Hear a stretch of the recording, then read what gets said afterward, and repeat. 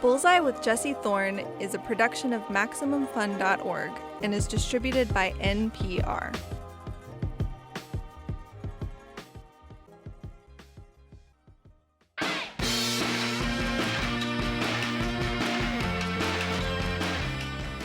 It's Bullseye. I'm Jesse Thorn. Next up this week, They Might Be Giants. They're being interviewed by my friend and our correspondent, Jordan Morris. Jordan co-hosts my other show, Jordan Jesse Go. He's also a lifelong TMBG fan. At the heart of They Might Be Giants, there are two Johns, John Flansburgh and John Linnell.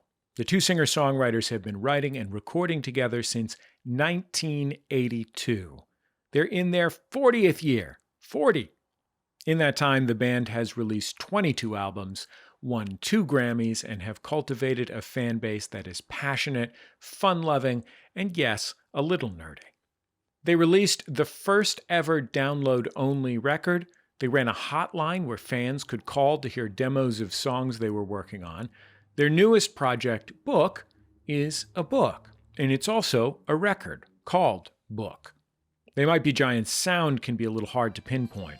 On some albums, it's abstract and goofy. Istanbul was Constantinople, now it's Istanbul, not Constantinople. Been a long time gone, Constantinople, now it's Turkish delight on a moonlit night. Every gal in Constantinople lives in Istanbul, not Constantinople. So if you've a date in Constantinople, she'll be waiting in Istanbul. And sometimes it's broody, melancholic power pop, like on this song, Anna Ing. You're there where the world goes by like the humid air, and it sticks like a broken record. Everything sticks like a broken record. Everything sticks until it goes away. And the truth is we don't know anything. They Might Be Giants. Welcome to Bullseye. Thank you, Hello. Jordan. The art book that accompanies your new album, Book, both of which I loved, by the way. Both the album and the book of Book are both fantastic. The art book is made up of, it's a lot of things, but it's a lot of photos kind of in and around New York City. And it kind of got me thinking about the New York City that the band started in back in the 80s. I'd like to hear more about kind of that New York, and specifically if you can remember like the first venues you guys played. Sure, yeah. Well, we I guess now I always forget. Was it Dr. B's was the first indoor venue that Dr. we played B's in? was the first place we played as They Might Be Giants, I guess. Yeah. Right, and that was in Soho, back when it was a less expensive neighborhood. So there were these little closet-y sized clubs. Because there was another one that we played in around the same time, which was Green something. I'm forgetting. I'm thinking of Green Street Station, which was No, that was in Boston. Yeah. There was another one that had the name, I can't remember. Had Green. This is before we kind of migrated over to the East Village. We were sort of trying to figure out where we could do our thing, and we'd experimented with getting booked at the Showcase night at CBGB, which was a kind of purgatory. It turned out it seemed like a dream come true at first, and then it ultimately didn't seem like it was enough of a personal scene for us. Or I guess in the fullness of time, we realized like when we started playing in these East Village-y places that it was really a much more friendly and groovy scene for us, that we made friends with the people who frequented those places. We had people other than our own fans coming to see us, and we were playing with a bunch of other. It was actually performance artists in those kinds of places.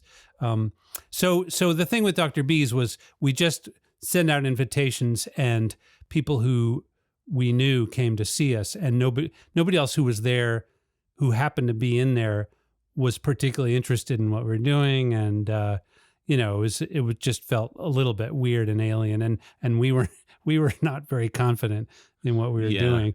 I mean, when I think back on those gigs, I think it was before the idea of pay to play was invented, but these were essentially kind of showcasey places. Yep. And I remember we did one show where, as we were loading out, we were the last people in the room for the band that was playing on stage, Mm-hmm. and that when we left, there would be no one. Yeah, And- that was a and that- typical kind of scene. Yeah, that felt kind of bad. Can you remember the time when you knew that They Might Be Giants was going to be like more like a job and less like a hobby or an art project? Oh, that's an interesting question. We had a bunch of discussions as in the sort of between like 82 and I guess like 88, 89, the band was definitely just kind of like a weekender project for us. I mean, we rehearsed, we shared in an apartment for a big chunk of that time, and we rehearsed every night and poured a lot of energy into sort of the abstract idea of the band. But I remember having conversations about how we didn't want this to become our job, that we didn't want to rely on the band to pay the rent, because that meant you'd have to do gigs you didn't want to do, which was kind of an interesting, I mean, I don't think we were really thinking about how much success we would need to kind of escape the gravitational pull of, New York City rent. Obviously, you two are very funny people, and They Might Be Giants is a funny band that uses a lot of like Funny great how, humor. Jordan? What do you mean funny? Next question. Oh boy. But what I was getting at was, I think something that maybe casual listeners don't automatically get is that there's kind of a salty sweet element to They Might Be Giants, where kind of in these kind of I fun thought you and could. funny. I thought you were going to say there's an unfunny part of They Might Be Giants. Yeah, well, I think that is what you said, actually. And I don't disagree. It I mean, kind I of think is that- a little bit, and I think that in a lot of songs there are these kind of serious topics and these like characters who are dealing with some like very, very real. And I think a great example of that on the new album is I Can't Remember the Dream. I can't remember the dream that I had last night, but I woke with delight and excitement. And then when I tried to remember the dream that I had last night, it was gone, but the feeling I had in the dream stayed on. When I'm I'd love to hear about that kind of this particular song and kind of like some of the emotional stuff that's happening in it, and then just in general, how you Right. kind of go about putting this more serious stuff into Right. songs where you might not expect it. Yeah, it's a good question, because I don't know if I would say I necessarily can articulate the process, but just off the top of my head, I think that song and a lot of the songs we write begins with this sort of nugget of an idea, which is encapsulated in the chorus. And it's like a country music, formula where you think of a phrase and then everything else gets wrapped around that. When I'm awake, I know all that I see and remember it with photographic accuracy. Most of my memories tend to be bad, and I'm sad I can't remember the dream that I had.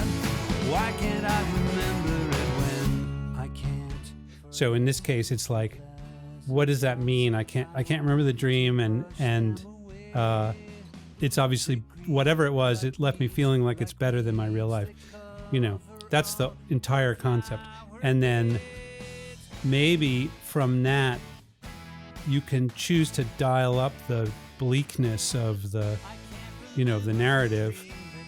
So there are some TMBG songs that are kind of these like formally kind of these like traditional guitar, bass, drum, keys, pop rock songs, but then there's some that are more experimental. And on this record, there's one I love called I Lost Thursday, and it has all this really kind of unexpected instrumentation and all these kind of unexpected sounds that come in. There's all this like really wild percussion in it that kind of comes out of nowhere, and a kind of robot monster voice that has been very fun to imitate to my cat. It's supernatural, how spaced out we can be. It's supernatural, how spaced out we can be. I left Thursday. I'd love to hear about kind of this song and kind of how you decide what's going to be more traditional and what's going to be more experimental. I mean, I think John and I have, from the very beginning, have done this a bunch of different kind of creative handoff things, not unlike the Postal Service, where we might write. I mean, we've written songs in the same room at various times, but a lot of the collaboration we've done has been kind of long distance. John gave me like literally, I think it was a MIDI file of various keyboard parts, and it had like a, you know, what you might assume is like a verse, chorus, bridgey structure, but it didn't have like a ton more going on than that. And I spent a long time just trying to find keyboard sounds that would make all the sections kind of stand out from one another. And it's one of those things where I think when you're kind of coming into somebody else's creative output and working as an editor, you can actually see it in a very different way than, I mean, even though like I sang over the track and you know, put that part of the song together, I think one of the reasons why the song has got so many kind of hard left turns is because I could sort of feel where it could go in terms of the keyboard textures. And one of the nice things about working with computers is like you can really radically change that stuff up. And then and of course the monster voice stuff comes last. More with They Might Be Giants after the break. Stay with us. It's Bullseye from MaximumFun.org and NPR. This message comes from NPR sponsor Odoo. Is your old software making it impossible to keep up with demand? Then it's time to switch to Odoo. Odoo is a suite of business applications designed to streamline, automate, and simplify any company.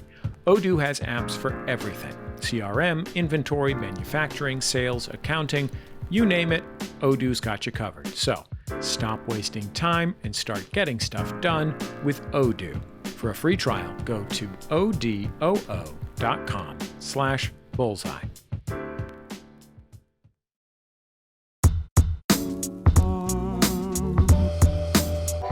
Welcome back to Bullseye. I'm Jesse Thorn. Our guests are They Might Be Giants.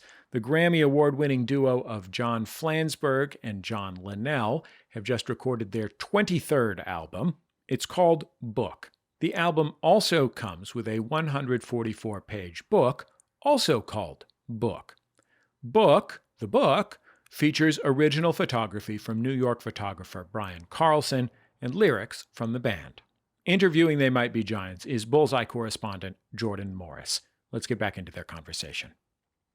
You two you work together and separately, and you both still kind of share the songwriting duties, and They Might Be Giants. I'd like to hear from Linnell what makes a good Flansburgh song, and from Flansburgh what makes a good Linnell song. Okay, well, I'll start. I am always bowled over by Flansburgh's lyrical twists and turns, and I think that's the part that, like, I kind of know when he sends me a demo, like when I'm clicking it, I'm like, what's about to happen? And it's usually the lyrics that are the thing that are blowing my mind, I would say. So I mean, that's I think John and I have a similar sensibility with music writing, and there's differences in certain stylistic things. But I wish I could write lyrics like John does. I always feel like that for me is the hardest part, and I don't know what kind of agony he goes through writing lyrics. I don't get to experience his pain the way I experience my own. But I find lyric writing really, really sometimes it's just like I'm glad when I'm done. Like I'm happy when I've done it, but that's the only pleasure that comes with it. I love writing music, but I kind of hate writing lyrics. Well, lyrics do seem like they get harder, like the older you get, especially. Yeah. Like it doesn't help writing a lot of lyrics before, No, I've never been able to do that. I literally never write or very, very rarely write lyrics first. Mm-hmm. Oh, I mean, like it doesn't help having written songs before to write more songs. Like I mean. Oh, I see what you're saying. Yeah. I mean, like I feel, sometimes I feel like I fully want to just reclaim like old ideas again, like just say like, okay, I know I've written a song like this before. I mean, maybe, I guess lots of writers get into kind of their mannerist period where they just don't worry about stuff like that. But Sure. I have to say, like, one of the weird things about being in a band for 35 years is a lot of times people ask you like what the secret for being in a band for 35 years is. And I have to say, I think the fact that John can write a really compelling rock song is actually kind of like the secret weapon of They Might Be Giants, because I don't think we would have been able to get through the world as it is if we weren't in some way really a rock band. And that's not having an identity in the world of rock music is kind of hard, and it's also kind of limited. And I think that really from the jump, like working on songs like Don't Let's Start and Anna Ang, they're like really guitar driven songs in a certain way, and it's great. It's really fun to be in like a band where you get handed these great ideas and great parts, and you can kind of just do it. And it's that, I mean, to me that's kind of the sort of exceptional thing about They Might Be Giants. I think on paper, I don't think people think about They Might Be Giants, they're a good rockin' band. But just speaking as the guitar player in the band, I think that has been very helpful for us.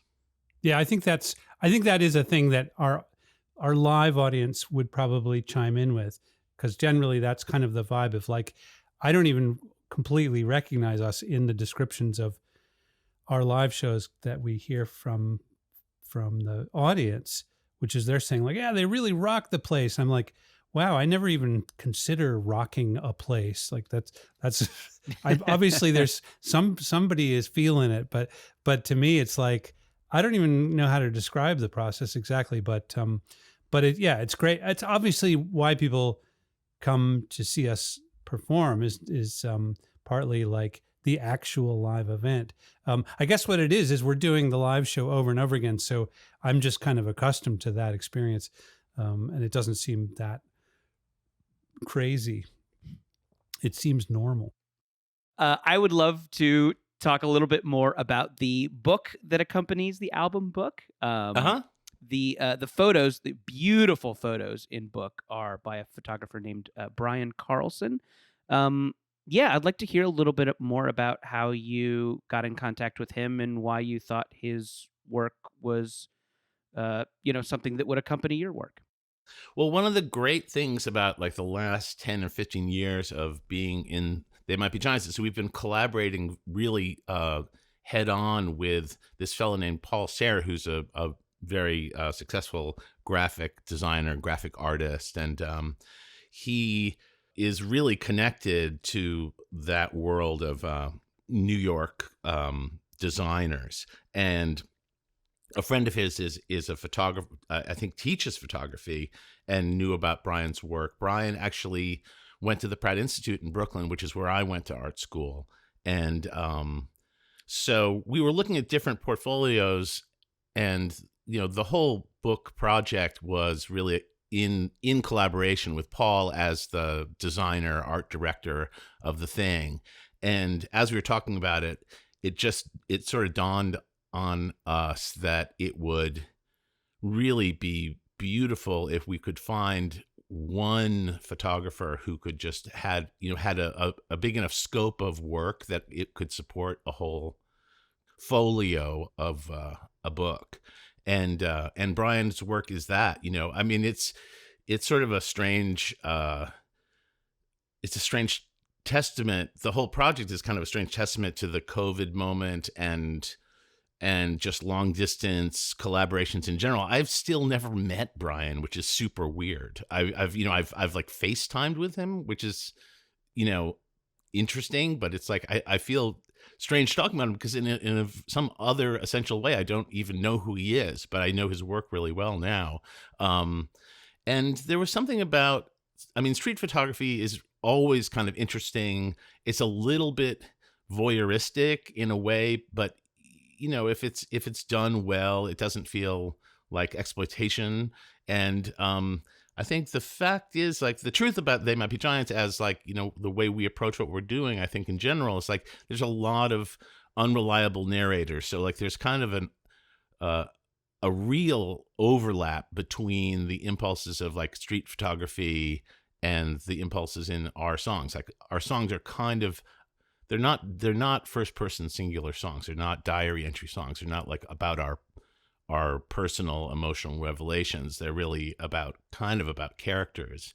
Even if, you know, we're saying something about ourselves, it's like there's something vaguely theatrical about it. So it's like, I don't know, his work seemed to kind of echo something in what we're doing that really made sense. And so, you know, we approached him about doing it, and you know, and he was very into it. So the whole thing has you know, been kind of a glorious love fest.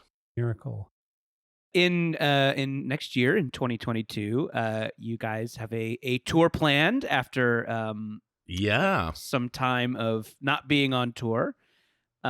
And I guess a part of this tour is you are going to play, I think, the entirety of your 1990 album Flood.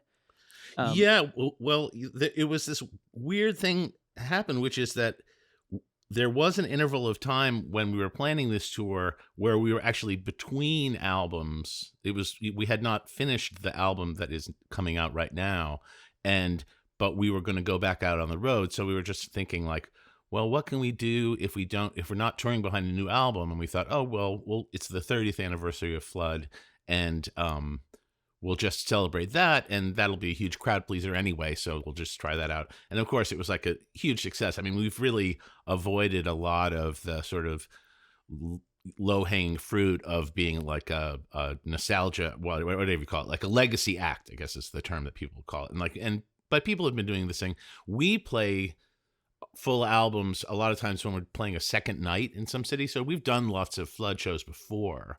And we even have done it in various different ways. We've done it like in reverse order. We've done it mixed into a set.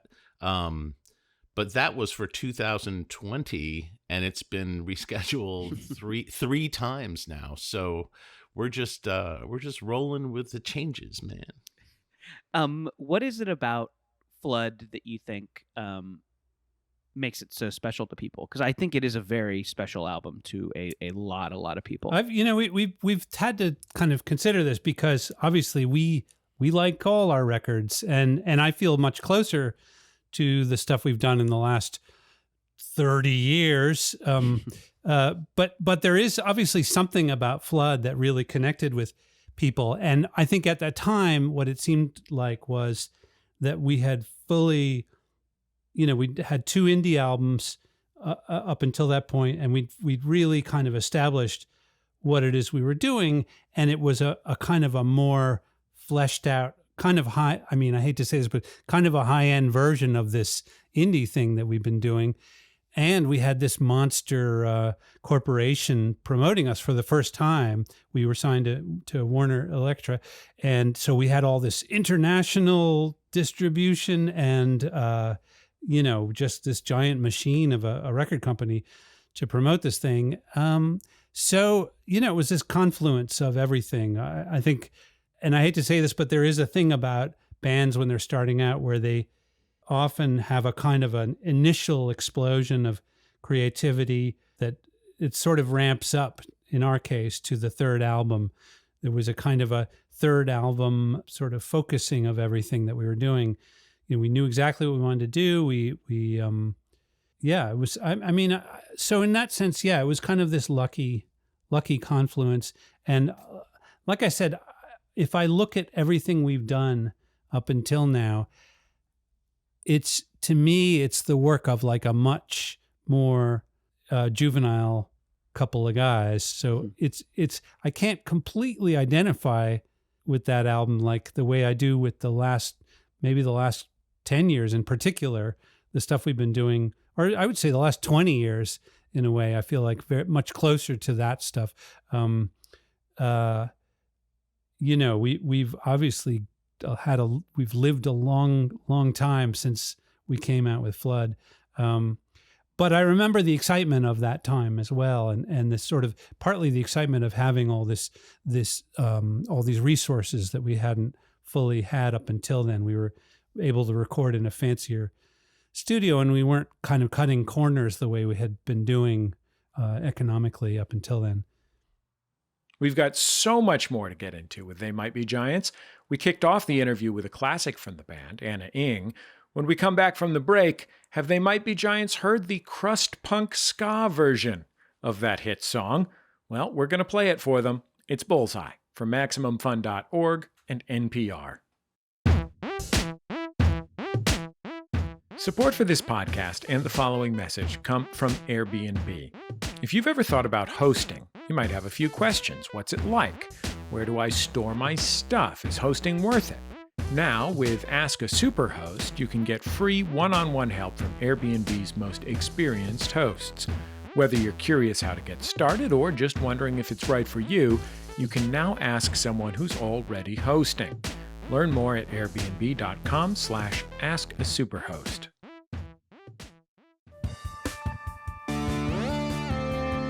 We've all made mistakes in book club, right?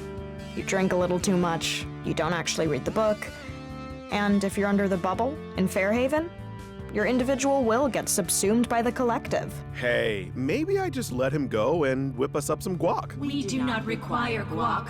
We require only nutrients and expansion. You will become book club. You will eat, pray, and love with us. Join book club. Bubble, the sci-fi comedy from MaximumFun.org. Just open your podcast app and search for Bubble.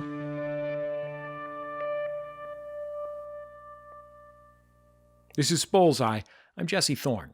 You're listening to Jordan Morris's conversation with John Flansburgh and John Linnell, the co-founders and frontmen of the band They Might Be Giants. I was also really excited to read that this tour is going to feature some selections from a They Might Be Giants album that I love called Mink Car.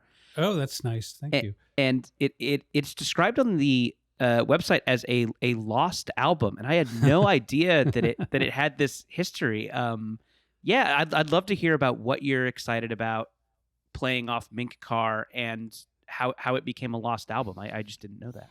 We're excited about knowing how to play the songs that we're gonna play off of Mink Car, so that we're gonna pick those probably. But the only reason that Mink Car became lost was because it was released on 9/11, which a lot of records were released actually on 9/11. There's only 2 big days a month that records are released, and 9/11 happened to be the first day in September that records were released. But what happened was the very newly minted record label that we were on immediately lost their funding. So it became, they were out of business in less than 2 months after the record came out. So it just was not available at all for a long interval of time, and, wouldn't even come out on iTunes because there was kind of like a rights knot surrounding it.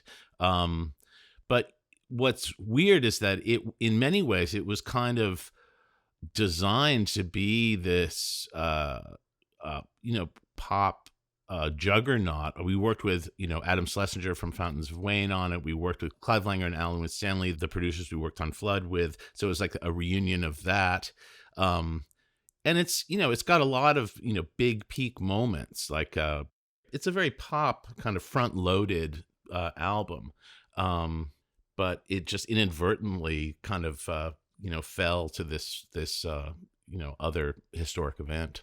Yeah, something about Mink Car that I like so much is that there are these kind of like... It's a psycho album. I mean, it's crazy. Nuts. It's nuts. It's so cool, though. It's like such you chimed in very quickly there. Yeah. Yes, it's great. It's insane. Well, it's like, I mean, I have listened to it recently, and it's like it doesn't flow from like one kind of song into another like kind of song ever. So it's like, here's the electronica song, here's the super loud rock song, here's the really quiet kind of percussive ballady song. It's very it's a real. I mean, we're just kind of, bouncing off the guardrails of the musical highway. Yeah, I'd love to hear about what's fun about kind of experimenting with those other genres, because I think that there's some stuff on that is not, there's dance pop, there's kind of like lounge music, there's some right. Well, yeah, I mean, I suppose some of it was in fact driven by the producers that we worked with, and we, mostly wanted to do our own mental illness, on our, just like draw from our own completely nutso ideas, but it really, we experienced this completely other flavor with, Adam Schlesinger had all sorts of, I think he saw this as like an opportunity, like, because we were perfectly comfortable hanging out with him by the time of this recording, and so he could say, well, let's take this song and make it into this completely other thing. And, right. Like a song like Another First Kiss is like a kind of an interesting example of like Adam really having at it. Like, we had recorded a live version of the song that's essentially just our kind of regular power pop way of approaching a song. And it, to us, it's like, oh, that's kind of like, that's what a pop song is, that's, and he's in a kind of power pop band himself. So I thought you would think he would just go like, good job. But instead he was like, he actually was like, you could make this a much more interesting, kind of a ballad song. And it was just like, oh, okay. Other people were too sentimental and always worrying about their hair. Got tired of wasting all my time. Now I'm not worrying at all. How about another? And similarly with Man It's So Loud in Here, Adam just had this whole other take on it, which was to really take, the idea that's inside the lyric of the song, which is about being kind of inside a really oppressive disco area, and then turn that into like the actual music. I mean, it's sort of meta. It's like that's the music that the song is made of, is the get out, get out, get out disco, sound. And I think it's pretty effective, but it's like, it was definitely seemed like a hard left turn. Baby, check this out. I've got something to say. Man, it's so loud in here. Yeah, when I would say with those two songs, he was pulling out something that we wouldn't have tried to do and maybe have been able to do on our own. So we were really, this is like the actual value of getting another person in to produce. It's like he came up with some truly different stuff. And Clive and Alan, who we'd worked with already, I think mainly they wanted to just do the thing they'd done on Flood, which is to bring out, accentuate the stuff they thought was cool. So I mean, I specifically remember this with doing vocals with them on Mink Car, was that they were more demanding of us than we probably would ordinarily have been. We were the normal amount of demanding with ourselves, and then they were adding on to that by going, well, it could be better, like try this again, only more good, So that I remember all that process pretty well, because we worked with him in London, right? Yeah. And then we were working with Adam in New York, and it was a multi, it was like a multi-studio project. Well, I mean, just circling back to the whole thing of like, working with Clive and Alan in the first place. Like Clive and Alan were these big hit maker guys. They did like Madness and the Dexiest Midnight Runners, Come On Eileen, which was kind of like the first unplugged kind of recording. And they did Morrissey albums, and I'm trying to think. Oh, they did Dancing in the Streets with Mick Jagger and David Bowie, and they had tons of hits. They were literally the biggest producers of the year, the first year we worked with them. And the record company was very into the idea of us getting together with them for obvious reasons. But what was so great is like how generous they were with like all the sort of trade secrets of how to make recordings because, we had only worked in 8-track studios before then, and suddenly we're in these like enormous rooms with all this stuff, and they really welcomed us as peers, which we certainly weren't in some ultimate way, but like I just felt like we were in this crazy 2-month-long masterclass in how to make great sounding records, and it was fantastic. Have you guys heard the crust punk version of Anna Ing? No, I don't think so. No. No, it's really good. It really works. It totally works. You have to back up just for a little bit for the old guys here. Like, what is crust punk? The band is called Star F***ing Hipsters. They are like a I'm fat, looking forward to hearing that on the radio. Fat records band, and it's got a lot of like guttural metal screaming, and it totally f***ing works. It's cool. Really good.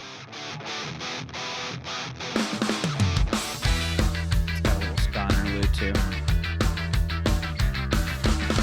a hole with a gun perpendicular to the name of this town in a desktop flow. Executing a correlation, showing the home of the one this was written for. My apartment looks upside down from there. What is Paris, the Broadway after sing, and a voice is a bad. Anyway, you get it. You get it. Yeah, My point is that it works. They Might Be Giants rocks.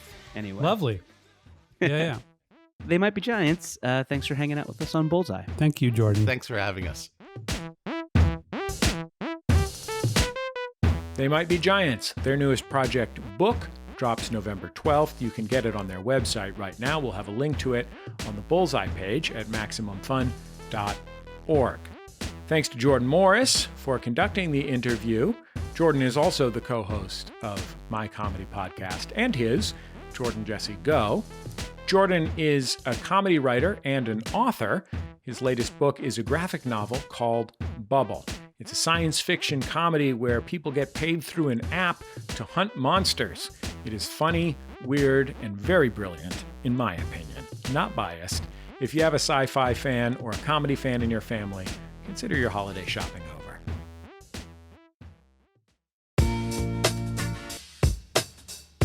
That's the end of another episode of Bullseye. Bullseye is created from the homes of me and the staff of Maximum Fun in and around greater Los Angeles, California. In my neighborhood, many houses have dragon fruit plants trellised across their front yards. They are these extraordinary long cactusy things, and they grow the incredible, almost science fiction fantasy-ish dragon fruits on them, and those dragon fruits are starting to turn red and come ripe, and I'm hoping I can scam a few from a neighbor. Maybe they want some of the grapefruits that grow in my backyard. Our show is produced by Speaking Into Microphones. Our senior producer is Kevin Ferguson. Our producer is Jesus Ambrosio. Production fellows at Maximum Fun are Richard Roby and Valerie Moffat. We get help from Casey O'Brien. Our interstitial music is by Dan Wally, also known as DJ W. Our theme song is called Huddle Formation. It's recorded by the group The Go Team. Thanks to them and to their label Memphis Industries for sharing it with us. You can also keep up with our show on Twitter, Facebook, and YouTube. We post our interviews in all those places. I think that's about it. Just remember, all great radio hosts have a signature sign-off. Bullseye with Jesse Thorn is a production of MaximumFun.org and is distributed by NPR.